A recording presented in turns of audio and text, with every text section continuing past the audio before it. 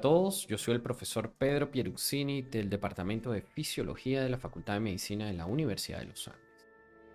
Y en este segmento vamos a disertar sobre el sistema auditivo y vestibular. Primeramente discutiremos sobre la anatomía del oído, describiendo al oído externo, oído medio y oído interno con mucho detalle, ya que es muy importante para entender la fisiología de ambos sistemas. Luego discutiremos la función de cada uno de estos segmentos en la audición y en el posicionamiento de la cabeza con respecto al cuerpo. Por último, discutiremos las vías que desde los receptores periféricos transmiten la información hacia el sistema nervioso central. Sin más preámbulo, comenzamos. Primero que todo, es indispensable establecer las definiciones instrumentales que nos permitirán entender la fisiología en adelante. En términos físicos, el sonido son ondas de presión generadas por la vibración de las moléculas de aire. En términos usados por el común de las personas, el sonido se refiere a la percepción auditiva. Podemos ver en la parte inferior de esta lámina cómo es la forma de una onda, en este caso una onda sinusoidal. ¿Cómo podemos ejemplificar la formación de esas compresiones y descompresiones en el aire? El mejor ejemplo para hacerlo es tomar un diapasón y colocarlo a vibrar. Cuando se coloca a vibrar un diapasón, al establecer dicha vibración en el aire, van a ocurrir eventos en los cuales hay compresión de las moléculas de aire cuando tiene una dirección esa vibración, y cuando vibra hacia la parte contraria va a haber descompresión de moléculas de aire. Vuelve a vibrar hacia el mismo sitio y vuelve a haber compresión de moléculas de aire, vibra hacia el lado contrario y hay descompresión de moléculas de aire. ¿Cómo se interpreta esto a nivel físico? Pues se interpreta a través de las ondas que producen estas compresiones y esas descompresiones de las moléculas de aire. La parte o el pico de la onda viene dado por la compresión de las moléculas de aire. Y la descompresión viene por la parte descendente, teniendo estas ondas varias propiedades. La propiedad número 1 es que se establece una frecuencia entre ellas. Y para establecer la frecuencia simplemente se miden los picos de las ondas con relación al tiempo. También se establecerá una amplitud de la onda. ¿Y qué tiene que ver la amplitud de la onda? Simplemente entre más moléculas de aire se compriman, mayor es la amplitud de la onda. Mientras menos moléculas de aire se compriman, menor es la amplitud de la onda. Entonces, tenemos que esa amplitud de la onda nos va a dar una propiedad que se denomina intensidad. El sonido es la interpretación en el cerebro de la frecuencia con que vienen esas ondas, es decir, cuánto dura entre cada pico, las compresiones y las descompresiones de las moléculas de aire, la amplitud que viene dada por el número de moléculas de aire que se comprimen y la duración que llega de esas ondas al oído. Ahora bien, es indispensable ahondar en la anatomía del oído para entender su funcionamiento. Primero que todo, tenemos que el oído anatómicamente se divide en tres partes: el oído externo, el oído medio y el oído interno. El oído externo está formado por el pabellón auricular, el cual a su vez está constituido por cartílago, piel y tejido celular subcutáneo. Dicho pabellón auricular tiene una forma que permite concentrar las ondas que vienen desde el aire hacia el otro sitio que forma el oído externo, que es el conducto auditivo externo, que lo podemos observar aquí.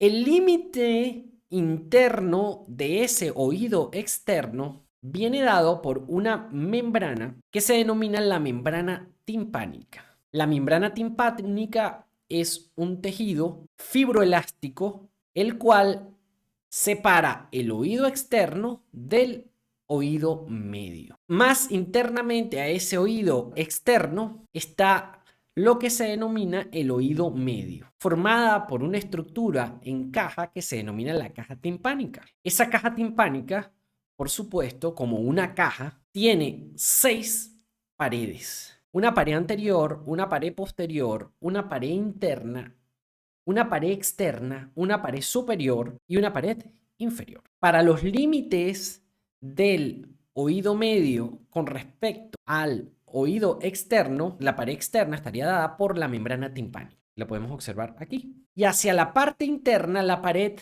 interna estaría dada por el vestíbulo del laberinto óseo. Con respecto a la parte posterior, vendría dada por lo que se denominan las celdas mastoideas. Y hacia la parte anterior estaría la comunicación con la trompa de Eustaquio o tuba auditiva, que es un conducto que comunica la caja timpánica con la rinofaringe. Hacia la parte superior estaría relacionada, es decir, en su techo, con el peñasco, el hueso del peñasco, el temporal, y hacia la parte inferior vendría relacionada con el agujero yugular. Es importante ver desde este momento que su comunicación a través de la trompa de Eustaquio con la rinofaringe permite regular las presiones de aire de la caja timpánica con respecto al conducto auditivo externo, para que esas presiones siempre estén igualadas. Además, la tuba auditiva o trompa de Eustaquio está rodeado por el músculo periestafilino externo, que su contracción permite su apertura.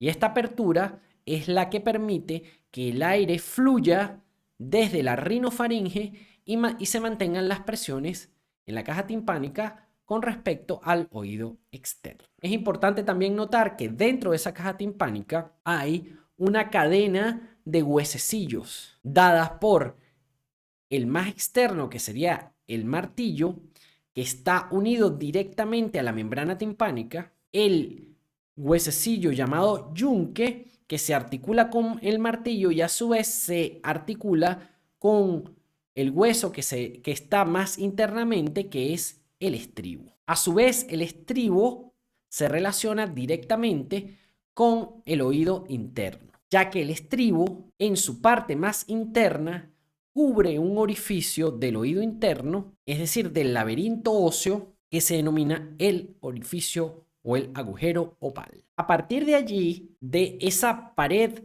lateral del laberinto que está en el vestíbulo, vemos esta estructura que se encuentra interna y anteriormente, que se denomina el caracol o cóclea. Y esta estructura que se encuentra hacia la parte posterior, en donde se observan unos anillos que al estar en contacto con el vestíbulo se amplían y desembocan en él. Eso se denominan los canales semicirculares. Y los ensanchamientos de sus paredes se denominan las ámpulas o ampollas. También podemos observar en esta anatomía cómo parten desde este laberinto óseo, tanto del laberinto coclear como del laberinto vestibular, fibras nerviosas que van a formar el octavo par craneal o nervio estatoacústico. Pero dicho nervio está formado por ramas tanto cocleares como vestibulares. Ahora, ahondando en la forma del laberinto óseo, tenemos que el laberinto óseo se relaciona con el oído medio a través de esta región ovalada llamada vestíbulo. En el vestíbulo podemos observar dos agujeros. Un agujero que es ovalado y un agujero que es redondo. Dicho agujero ovalado se conoce como ventana oval y el agujero redondo se conoce como ventana redonda. El agujero oval está relacionado directamente con el hueso del estribo. Y el agujero redondo está cubierto por una membrana fibrosa llamada la membrana timpánica secundaria. A su vez, desde el vestíbulo vemos que hacia la parte anterointerna se forma una estructura tubular, la cual se enrolla en forma de la caparazón de un caracol y por eso se denomina cóclea, que en griego significa caracol. Hacia la parte posterior vemos unos conductos que forman una especie de tubos que hacia su unión con el vestíbulo tienen unas dilataciones que se denominan ámpulas o ampollas, en donde se encuentran las crestas ampulares.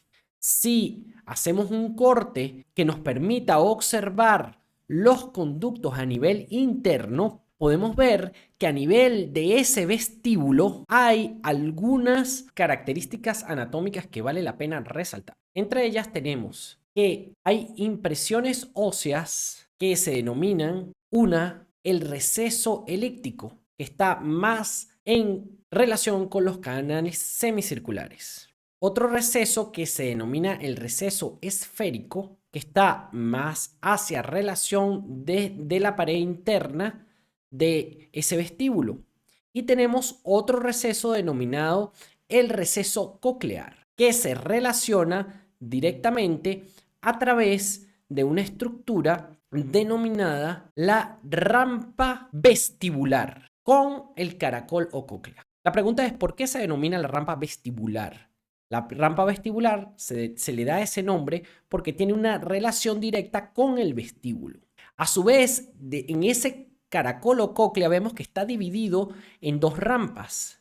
Una rampa llamada vestibular que parte desde el vestíbulo y se divide a través de una estructura ósea llamada la lámina espiral ósea. Esa lámina espiral ósea continúa por toda la forma del caracol hasta llegar a un punto superior que está en la cúspide de ese caracol que se denomina el helicotrema, donde desaparece. Esa lámina espiral divide las dos rampas en una rampa vestibular, que es la que está en relación con el vestíbulo, y otra rampa timpánica, que está en relación con la ventana redonda en donde se encuentra la membrana timpánica secundaria. Y es por esta razón que se le da el nombre de rampa timpánica. También a nivel del receso elíptico se observa un agujero, y ese agujero es la continuación que tiene a través del hueso de un conducto que se denomina el conducto endolinfático.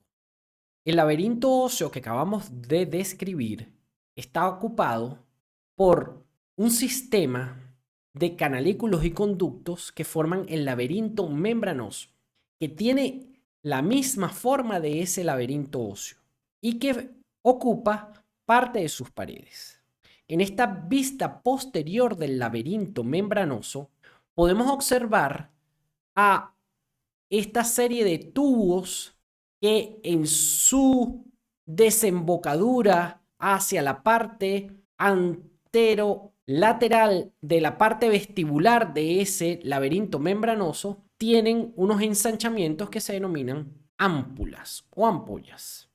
A su vez, el vestíbulo de ese laberinto membranoso está formado por dos estructuras, una que se denomina utrículo, que es donde se unen esos canales semicirculares a través de las ampollas o ámpulas, y otra denominada el sáculo. A su vez, el sáculo se continúa con el caracol membranoso. Y aquí podemos observar desde esta vista posterior parten las fibras tanto de los nervios cocleares como de los nervios vestibulares. Dichos nervios vestibulares están en relación tanto con los canales semicirculares como con la parte vestibular del conducto membranoso que forma el utrículo y el sáculo.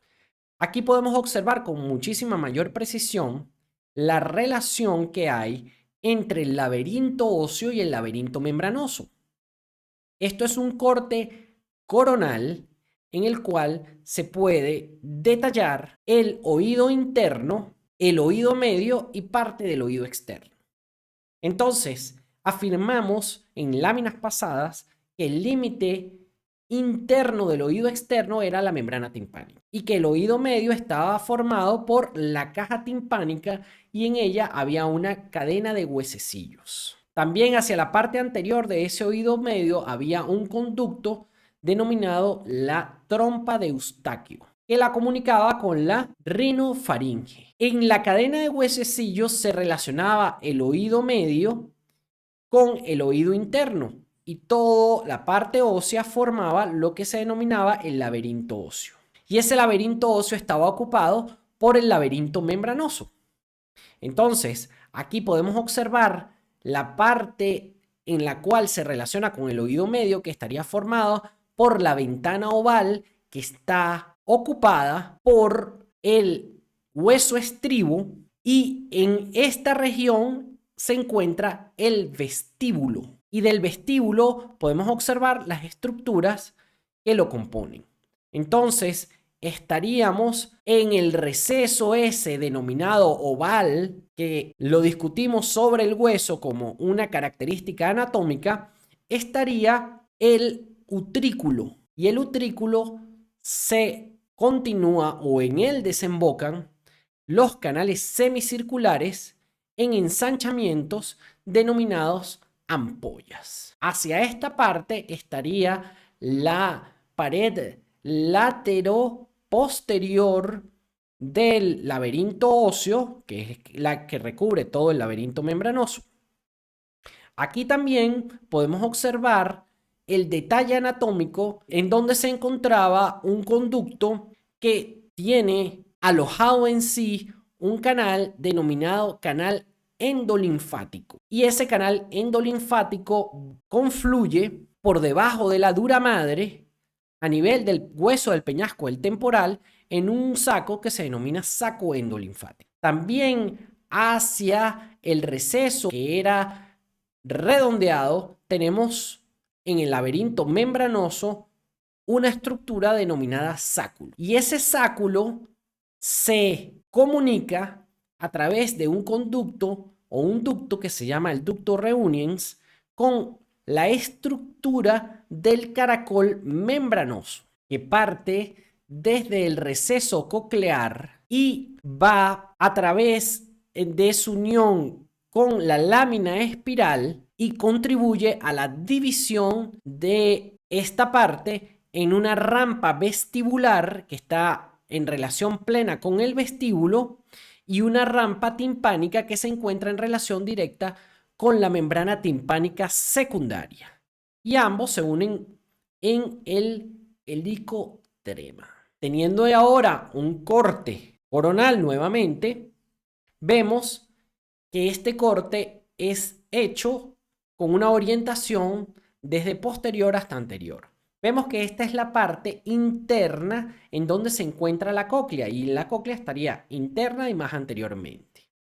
Entre la cóclea es importante destacar a este nivel esta estructura. Esta estructura es lo que se denomina la columela homodiolo. En dicha columela homodiolo ocupa la parte media en donde ese tubo o esa cóclea da vueltas. Y en esa columela homodiolo es muy importante porque se encuentran en sus superficies laterales unos ensanchamientos en los cuales se alojan los ganglios que dan la inervación a la cóclea. Esos ganglios se denominan ganglios espirales. A su vez, podemos observar aquí a nivel del vestíbulo la parte del sáculo, podemos observar al utrículo y podemos observar una de las ampollas.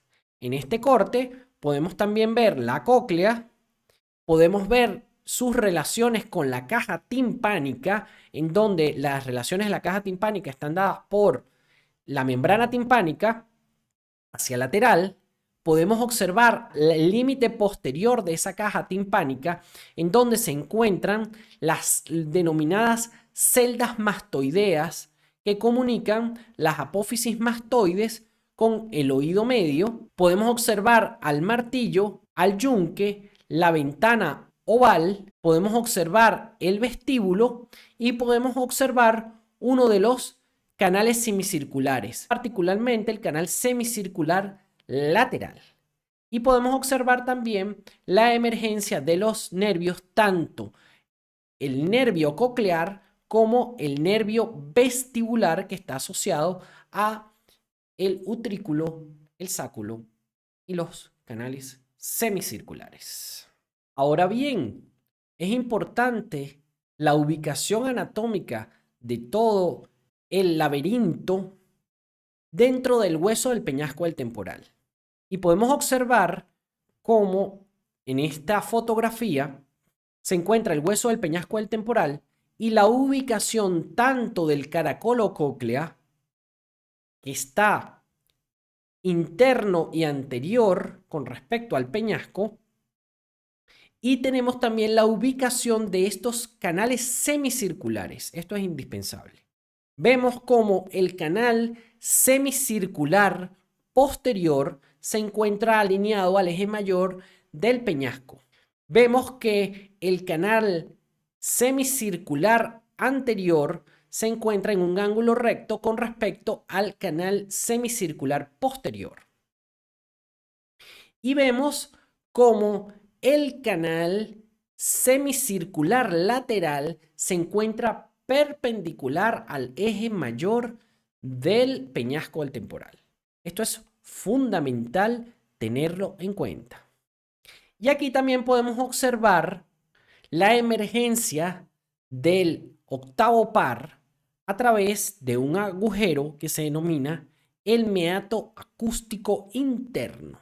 Y también podemos observar la apertura del canal endolinfático y de su saco endolinfático que se relaciona con la dura madre. Ahora ahondando en la configuración histológica de la cóclea, tenemos un corte coronal a nivel de ella en donde podemos observar la columela o el modiolo, la parte superior que forma el helicotrema, donde hay continuidad entre las rampas vestibulares y timpánicas, y tenemos esta estructura que se denomina la rampa intermedia, que se ubica entre la rampa vestibular y la rampa timpánica. Es preciso volver a recordar a este nivel al ganglio espiral que se formaba a nivel de las partes laterales de esa columela o modiolo, en donde se evidenciaban dilataciones. Y es allí donde se encuentran los cuerpos celulares de las neuronas que inervan al órgano de Corti. ¿Y qué es el órgano de Corti? El órgano de Corti es esta estructura que nosotros podemos observar aquí, en donde se encuentran las células especializadas en la transducción del sonido. La rampa intermedia que podemos visualizar está limitada hacia la parte superior por la rampa denominada rampa vestibular y está dividida de ella a través de una membrana que se denomina la membrana vestibular o membrana de Reissner. Hacia la parte inferior está delimitada por una membrana que se denomina membrana basilar. A su vez, la membrana basilar se inserta internamente en la lámina espiral ósea y lateralmente se inserta en una estructura que se denomina el ligamento espiral. Esta rampa intermedia también tiene en su parte interna otra membrana que se denomina la membrana tectorial. Y allí, alojado sobre la membrana basilar, se encuentra una serie de células. Entre ellas, unas células denominadas células ciliadas internas y células ciliadas externas.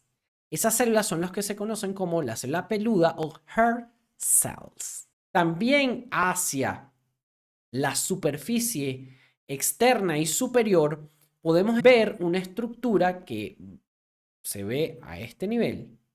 Aquí estaría el ligamento, que sería parte de esto, y esta estructura especializada que se denomina estría vascular. Ahondando ahora en la histología de ese órgano de Corti, tenemos que hacia la parte basal, continuación de la lámina espiral, y están los cuerpos celulares del ganglio espiral, vemos a la lámina espiral ósea que se continúa con la membrana basilar.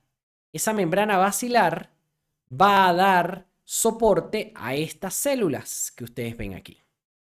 Y estas células, a su vez, estas células sustentaculares, llamadas células de soporte, van a dar, como su nombre lo indica, soporte a estas células denominadas células ciliadas, las que están más internamente llamadas ciliadas internas y las que están más externamente llamadas ciliadas externas.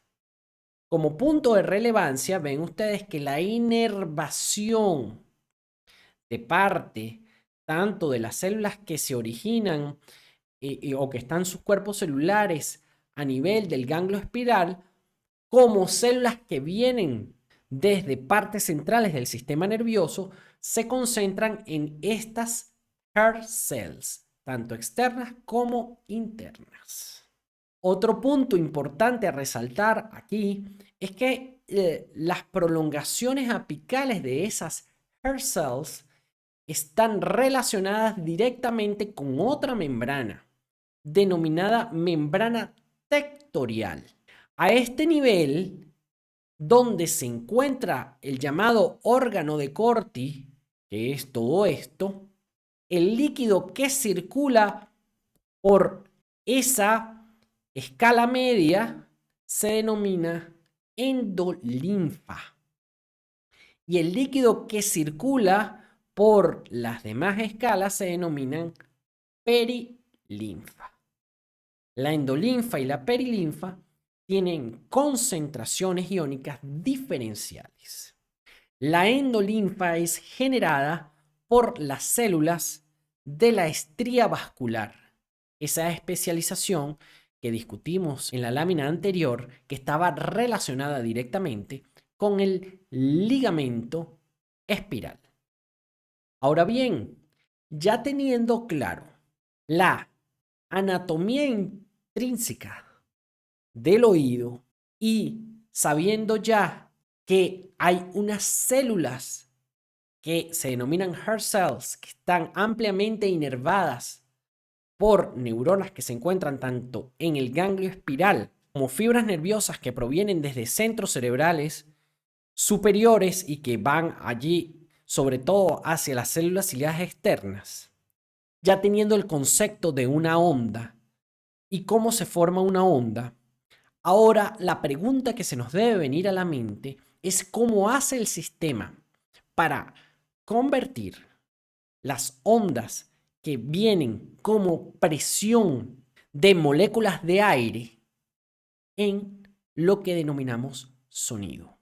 Primero que todo, vienen las ondas sonoras y son capturadas a nivel del pabellón auricular, que actúa como una antena de captación. De allí son concentradas hacia el conducto auditivo externo, en donde se ponen en relación con la membrana timpánica.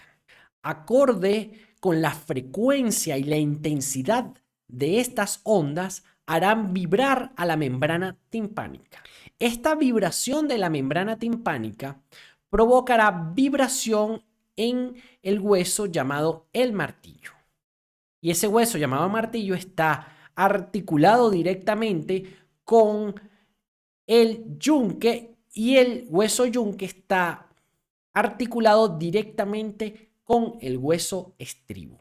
El estribo está en relación directa con la ventana oval que se encuentra en el vestíbulo del oído interno. Luego, como pueden observar, las vibraciones que genera las ondas del aire van a hacer vibrar esta cadena de huesecillos y esa cadena de huesecillos transformará las vibraciones que vienen del aire en vibraciones que serán transmitidas a través del líquido. Es importante destacar aquí que hay un cambio en el medio en el cual se está transmitiendo la onda. Las ondas de aire transmitidas en un medio de aire, que es un medio de menor resistencia, ahora cambian a ser transmitidas en un medio de mayor resistencia, como es un medio líquido. Estas estructuras actúan como un amplificador de la onda.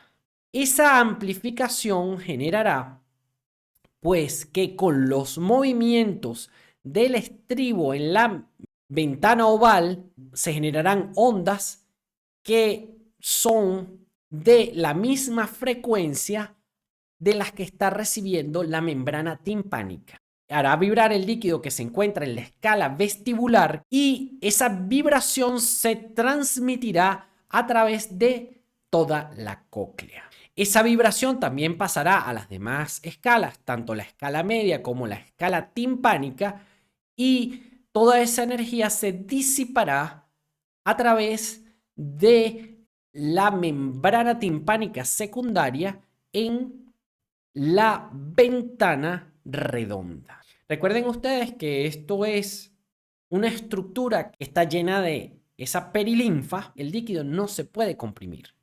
Entonces las vibraciones que lleguen aquí serán transmitidas por el caracol y llegarán hacia la ventana redonda en donde está la membrana timpánica secundaria y la harán vibrar también. Siguiendo el proceso paso a paso, el paso número 1, que sería las ondas de sonido, llegan a través del conducto auditivo externo, la membrana timpánica vibra, la vibración es transmitida a la cadena de huesecillos, la cadena de huesecillos induce la vibración sobre la ventana oval en donde se articula con el estribo. Cuando la vibración es transmitida hacia esa ventana oval, se transmite hacia el líquido al vibrar hará que las células o hair cells vibren y esa vibración generará una liberación de neurotransmisores por parte de la hair cell que se conducirá a través de el nervio coclear, en este caso, hasta el cerebro, donde será percibida como sonido. Y este es el proceso de transducción que vamos a pasar a explicar paso a paso en las siguientes. Con respecto al paso número 1, vemos cómo las ondas acústicas ingresan a través del oído externo y golpean la membrana timpánica. El golpe en la membrana timpánica genera vibración de la misma y eso lo podemos ver mejor descrito con este video. Tenemos primeramente el pabellón auricular y tenemos el conducto auditivo externo, que es donde se concentran todas las ondas y son transmitidas hacia la membrana timpánica. Allá en la membrana timpánica observamos la inserción del manubrio del martillo y vemos cómo el movimiento de la membrana timpánica causa, por supuesto, movimiento a nivel del martillo. Esos movimientos dependen de la frecuencia de la onda, como lo pueden observar aquí. Luego de dirigir las ondas desde el pabellón auricular hacia el conducto auditivo externo y hacer vibrar la membrana timpánica acorde a la frecuencia de esas ondas, como podemos observar aquí, la membrana timpánica está unida al manubrio del martillo. Y a su vez, el martillo está articulado con el yunque. Y el yunque está articulado con el estribo. Y el estribo está en relación directa con la ventana oval del vestíbulo. Estos movimientos que hace la membrana timpánica son trasladados por estos huesecillos y amplificados y cambian de medio, pasando de un medio en el que se transmiten las ondas a través del aire a un medio líquido. Por lo tanto, ambos medios tienen una impedancia distinta. La cadena de huesecillos se asegura de que con muchísima fiabilidad se transmitan las frecuencias y, por supuesto, la magnitud de esas ondas al líquido que sería la perilinfa. Para ilustrar mejor esto, lo podemos observar en este video. Tenemos la membrana timpánica unida a la cadena de huesecillos y ahí está el martillo, el yunque y el estribo.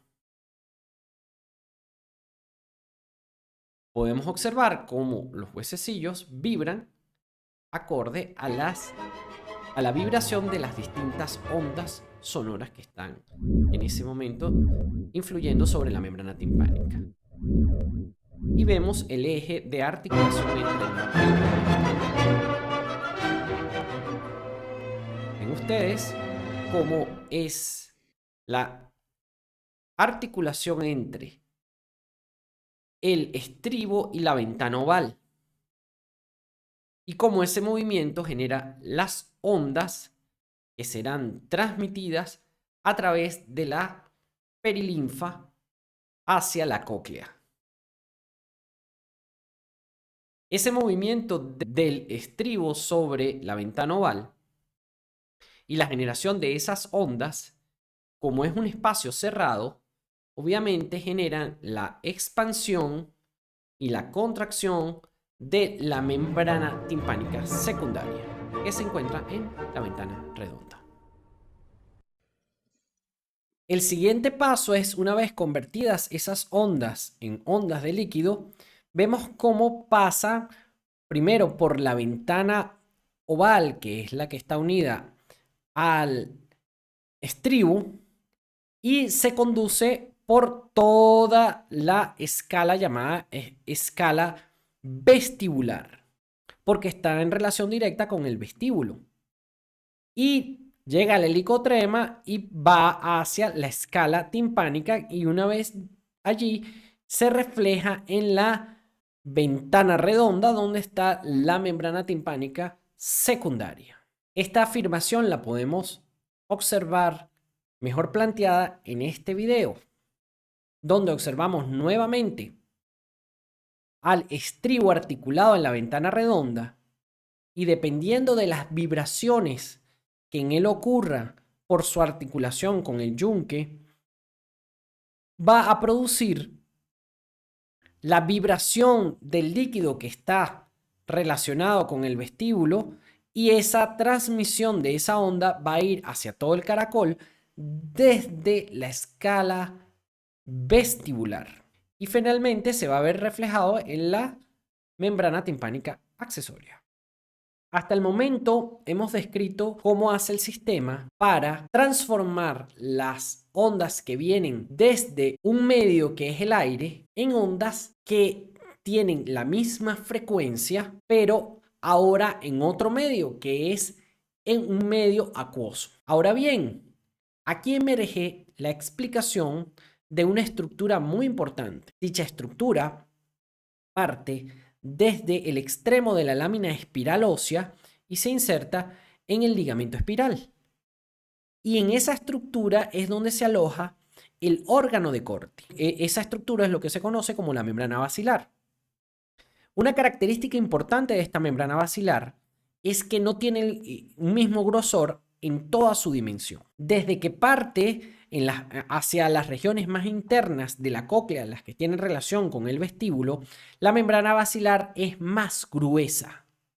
Y a medida que se está aproximando o que se aproxima al helicotrema, es decir, la parte superior de la cóclea, la membrana se hace más finita. Las repercusiones fisiológicas de este cambio estructural en la membrana basilar son que ella va a vibrar en distintas partes a distintas frecuencias. Es decir, que frecuencias que sean mayores van a hacer vibrar a la membrana basilar en donde se encuentra más engrosada. Y frecuencias menores harán vibrar a la membrana basilar en las partes donde ella es más finita, es decir, más cercana al helicotrema. Esto le da una diferencia funcional, ya que en las partes en donde ella es más gruesa, es decir, al comienzo de la cóclea, se necesitará muchísima mayor energía para ponerla en movimiento. Y en las partes donde ella es más finita, es decir, hacia la parte superior de la cóclea, ya rondando el helicotrema, se necesitará menor cantidad de energía para ponerla en movimiento. Esto obviamente tiene consecuencias funcionales muy importantes, ya que las ondas de mayor energía, es decir, las que tengan frecuencias más altas, harán vibrar a la membrana basilar en sitios más cercanos al vestíbulo.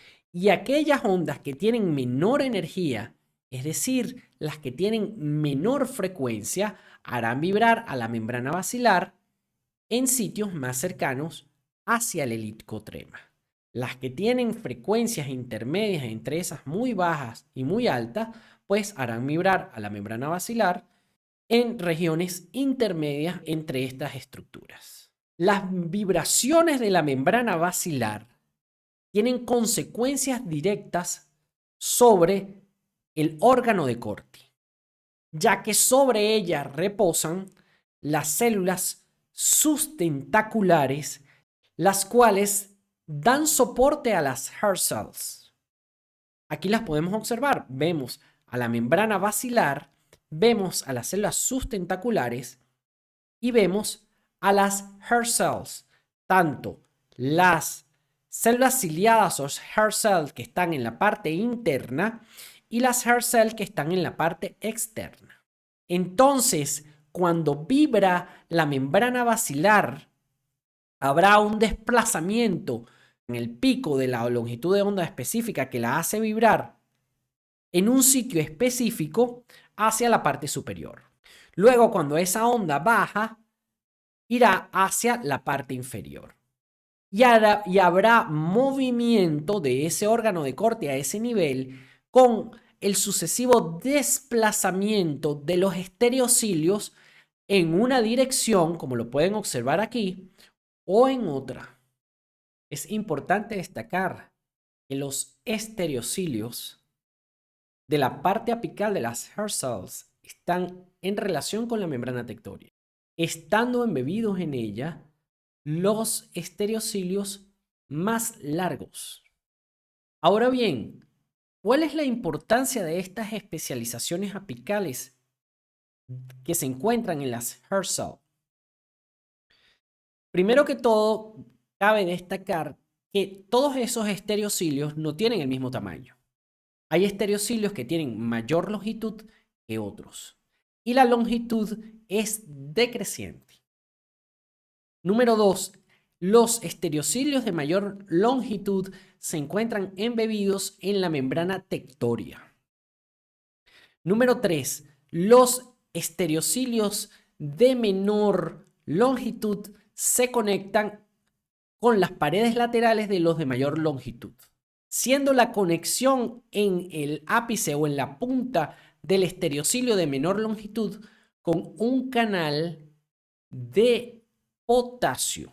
Es importante también destacar que el líquido que baña a la rampa media es un líquido que es distinto al que baña a las otras dos rampas. Este líquido es endolinfa y tiene características iónicas totalmente distintas a la perilinfa, que es la que baña a las otras dos rampas. La endolinfa tiene una concentración mayor de potasio y una concentración menor de sodio. Y se asemeja más a un líquido intracelular que a un líquido extracelular. En cambio, la perilinfa tiene una composición similar al líquido extracelular, con algunas variantes. ¿Por qué señalamos esto en este momento? Porque lo que va a producir el cambio de potencial de membrana a nivel de las estereocilias de la hair cell es la entrada de iones potasio. Ahora, ¿cómo lo hace?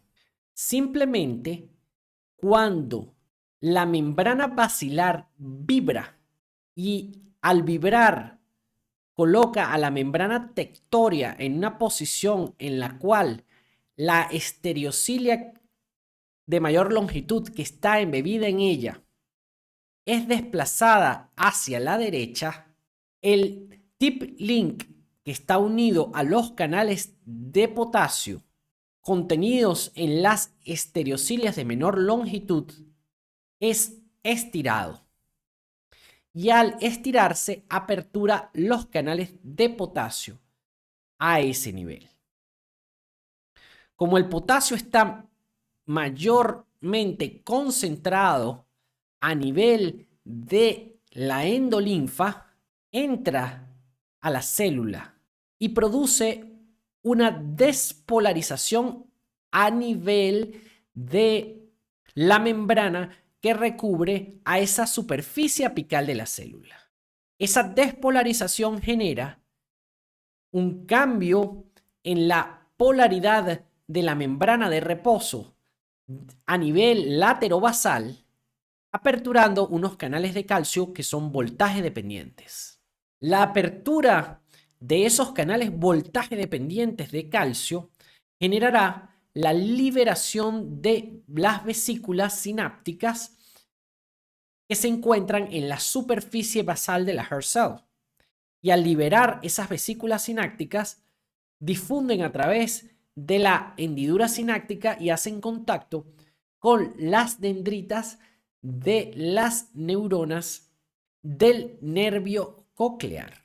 Como podrán ver, es dependiendo de la disposición de los estereocilios, ya sean que se desplacen hacia el estereocilio de mayor longitud o que el estereocilio de mayor longitud se desplace al de menor longitud, habrá cambios en el potencial de reposo de la hair cell. Cuando los estereocilios se desplazan hacia el de mayor longitud, se aperturan los canales de potasio mecanodependientes que se encuentran al nivel apical de los estereocilios, despolarizando la membrana a ese nivel. Cuando los estereocilios se desplazan hacia el de menor longitud, todos los canales se van tapando y al taparse, pues obviamente disminuye la conductancia al potasio y la célula se hiperpolarizará.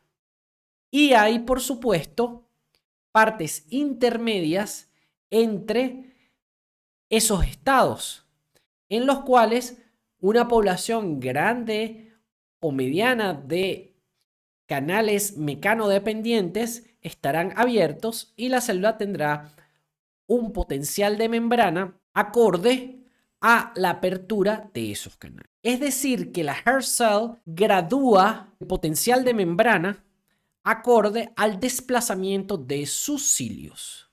Y aquí vemos cómo es que se ejecuta la mecanotransducción. En esta imagen podemos observar las distintas posiciones de las estereocilias en las hair cells. Y podemos observar también la conducta de disparo de las neuronas sensitivas que se encuentran en el ganglio espiral.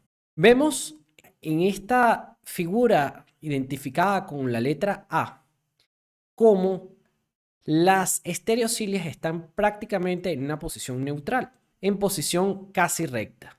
En esta posición, la hair cell mantiene un nivel de despolarización que pudiésemos determinar como un nivel de despolarización basal.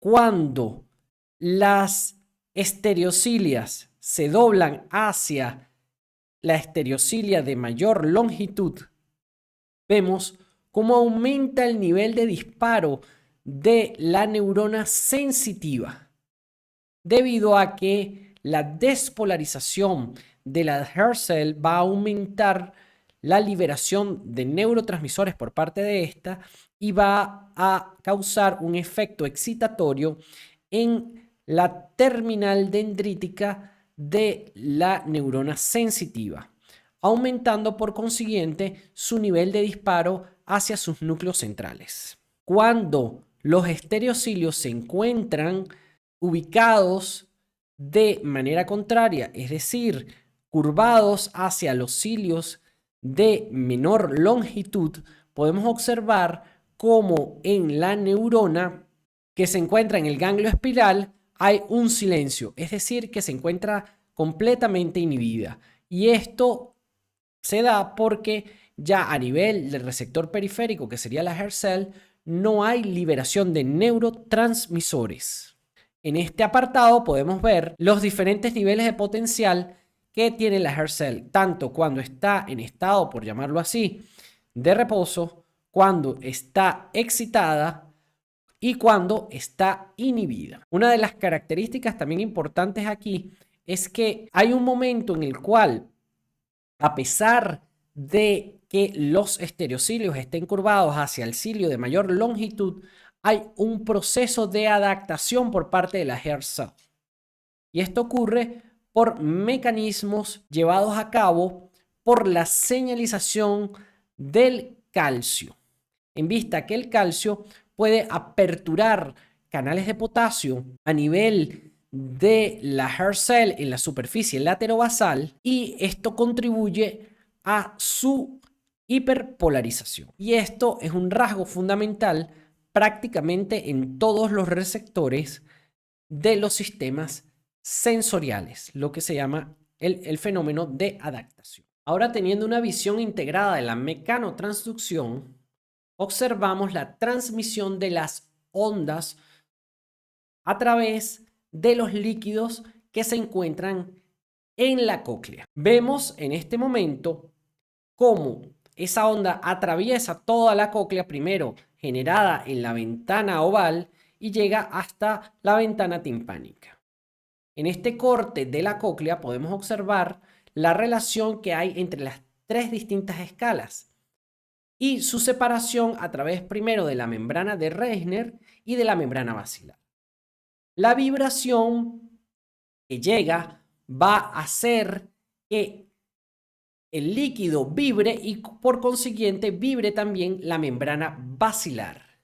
Al vibrar la membrana basilar a nivel del órgano de Corti, va a causar el desplazamiento de los estereocilios hacia o el estereocilio de mayor tamaño o hacia el estereocilio de menor tamaño.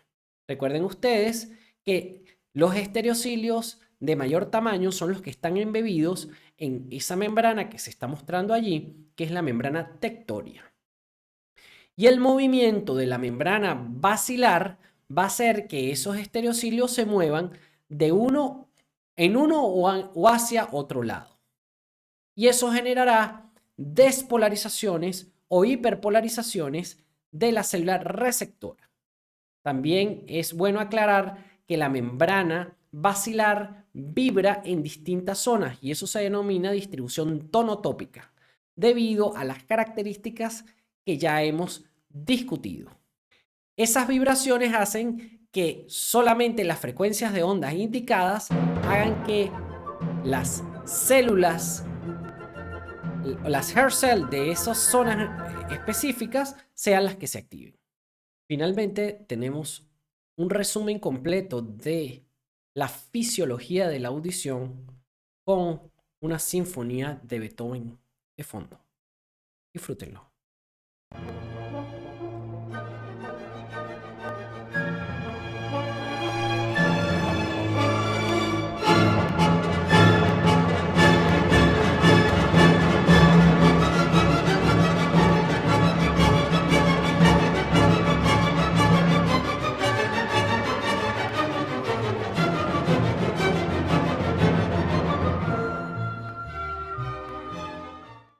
Finalizando ya la parte de audición, las neuronas sensitivas primarias localizadas a nivel de los ganglios espirales en la cóclea forman parte del nervio auditivo o octavo par craneal, ingresan a nivel del surco pontobulbar y hacen sinapsis en los núcleos cocleares. Los núcleos cocleares se dividen en dos: núcleos cocleares que son ventrales y núcleos cocleares que son dorsales. De allí parte una segunda neurona que va hacia una estructura que se denomina el complejo de la oliva superior. También hay neuronas que no hacen sinapsis allí, sino que cruzan la línea media y forman una estructura que se denomina el cuerpo trapezoide. A su vez, los núcleos cocleares dorsales cruzan la línea media y unos hacen sinapsis en la oliva superior contralateral, formando una estructura denominadas las estrías acústicas intermedias. A su vez, de las olivas superiores y también directamente desde los núcleos ventrales, hay fibras que ascienden y hacen sinapsis en los núcleos de los lemniscos laterales. Y de allí parten fibras que hacen sinapsis a nivel de los tubérculos cuadrigéminos inferiores.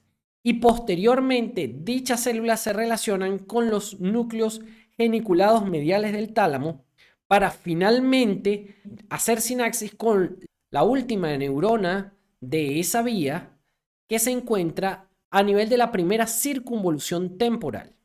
Allí, a nivel prácticamente en donde el opérculo temporal se relaciona con el opérculo parietal, se observan unas circunvoluciones que se les denominan las circunvoluciones de Helch. Y allí se encuentran las distintas áreas auditivas primarias, las cuales tienen una distribución tonotópica. Es decir, que esas neuronas son sensibles y están empaquetadas acorde con los receptores periféricos y las fibras que a ellos inervan en las membranas basilares, acorde a la distribución que comentamos de las longitudes de onda. Entonces, estas neuronas van a activarse o desactivarse acorde a la longitud de onda que vaya llegando. Y es así como el cerebro discrimina las diferentes longitudes de onda y las clasifica como sonidos, que pueden tener o no alguna relevancia. Por ejemplo, a las frecuencias de ondas a las que el sistema es más sensible son aquellas frecuencias de ondas que varían entre 2 kHz y 5 kHz, ya que en la parte media, aproximadamente en 3 kHz, se encuentran las vibraciones normales de la voz humana. Personas que pierdan la sensibilidad por alguna alteración de estas neuronas o de las partes de las membranas basilares en donde se transmiten estas longitudes o estas frecuencias, pueden clasificarse como sordera, ya que no va a poder escuchar el lenguaje hablado. Continuando con nuestra descripción, pero ahora enfocándonos en el sistema vestibular, tenemos que el sistema opera similar a lo que observamos en las antiguas láminas. Son células ciliadas que tienen un cilio más grande que se denomina quinocilium, que es un cilio real. Los demás son estereocilios. La diferencia entre un cilio real y un estereocilio es del elemento del citoesqueleto del que está compuesto. Los cilios como tal están compuestos de microtúbulos y los estereocilios están formados por microfilamentos. Esas células están o asociadas a una superficie proteinácea, que es una superficie gelatinosa, como ocurre a nivel de las ámpulas de los canales semicirculares, y forman las estructuras ampulares, o están también embebidas en una superficie gelatinosa, pero esta superficie gelatinosa a su vez está asociada a unas estructuras que son estructuras sólidas, denominadas otoconias. Las otoconias tienen en su formación carbonato de calcio y son como piedras que están asociadas a esa estructura gelatinosa. Estas estructuras las observamos en el utrículo y en el sáculo. Aquí podemos observar el utrículo y este es el sáculo. El utrículo se relaciona también con las ámpulas de los canales semicirculares. Y las que están aquí son, por supuesto, las de las ámpulas de los canales semicirculares. También hay dos tipos de receptores periféricos o dos tipos de células ciliadas. Unas células ciliadas denominadas células ciliadas tipo 1 y otras células ciliadas tipo 2. Las células ciliadas tipo 1 están inervadas por una prolongación nerviosa muy particular que se denomina el aferente en cálix. Y esto es una de las sinapsis más grandes que podemos encontrar en todo el organismo. Y las tipo 2, las células aferentes son más pequeñas y también recibe células eferentes provenientes del tallo cerebral. Como lo discutimos en las láminas pasadas, los canales semicirculares tenían una disposición específica y diferían en que el canal semicircular lateral estaba ubicado perpendicularmente al eje del peñasco del temporal. El canal semicircular anterior estaba ubicado perpendicularmente al canal semicircular posterior, que sí estaba alineado con el eje del peñasco del temporal. Esto permite una distribución en el cual los canales semicirculares podrían hacerse el símil, que es como armar una caja, en donde tenga una pared hacia lateral, la otra pared lateral y una pared inferior. Y todas tienen entre sí un ángulo recto con el que se asocian.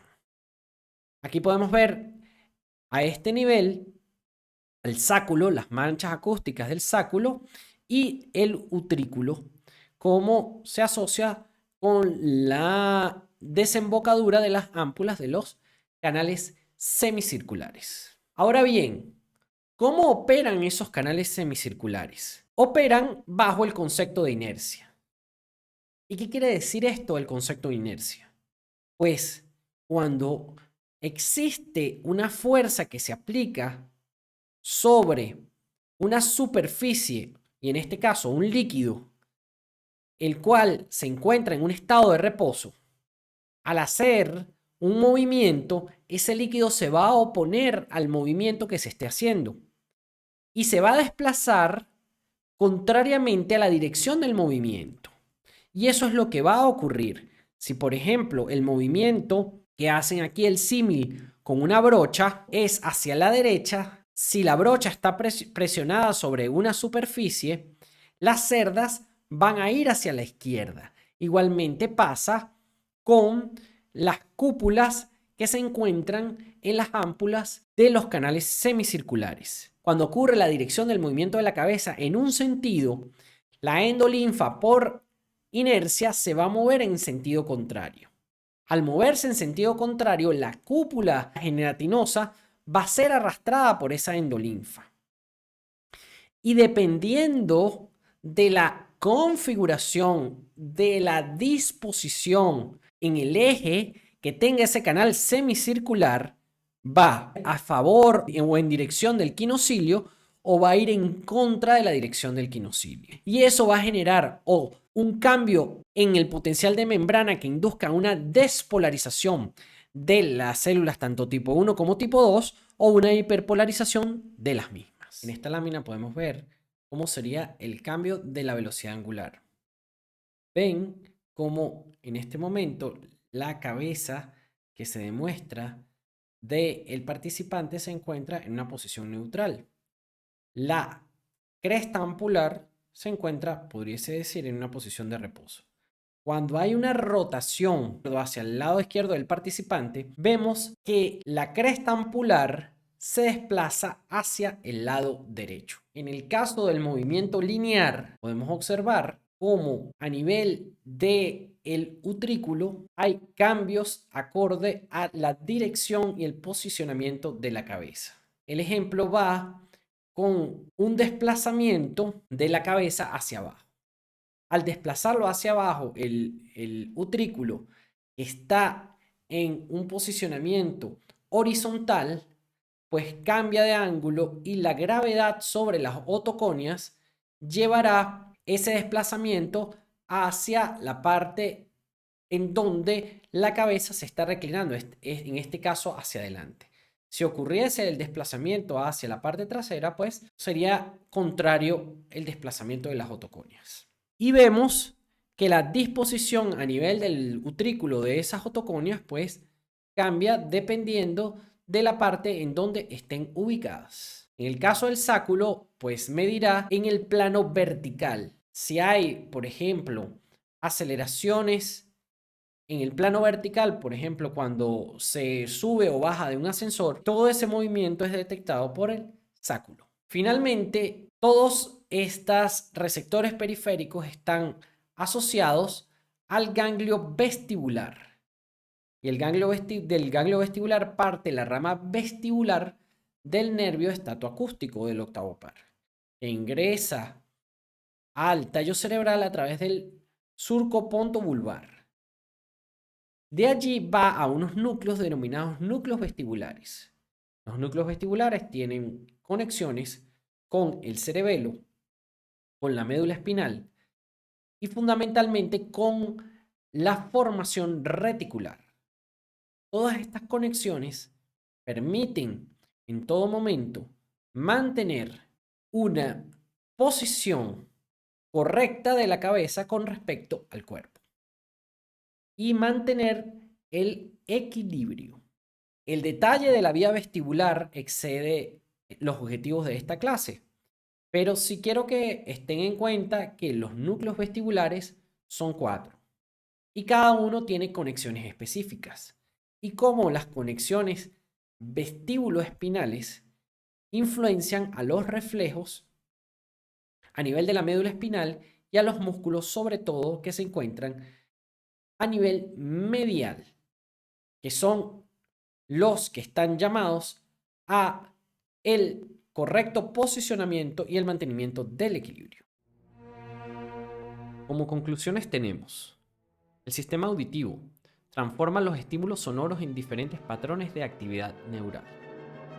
El sonido es la interpretación que da el cerebro de la frecuencia, amplitud y duración de las ondas que llegan al oído. La sensibilidad del oído emerge de un proceso biomecánico activo, así como de propiedades pasivas de resonancia. La membrana basilar vibra en secciones específicas, acorde con la longitud de onda que la estimula. Esto se denomina distribución tonotópica.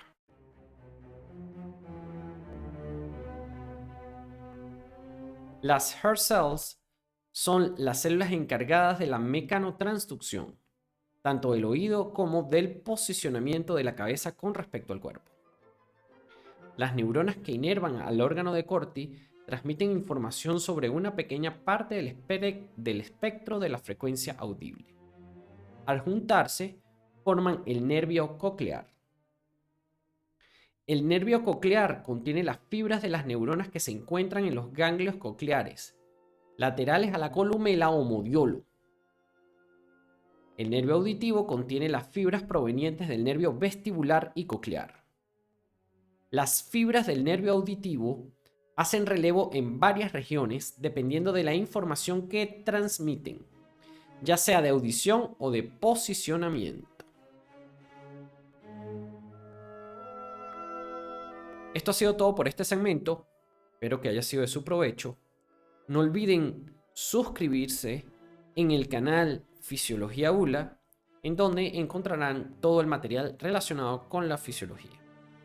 Si les ha gustado el video, denle like para que el algoritmo de YouTube lo comparta con las personas que estén interesadas en el tema. Y no olviden compartirlo entre ustedes para que a todos llegue la información. Ha sido de verdad un gran placer para mí compartir con ustedes el maravilloso mundo de la fisiología. Y espero verlos en una próxima oportunidad en donde estaremos disertando sobre el sistema motor. Hasta entonces.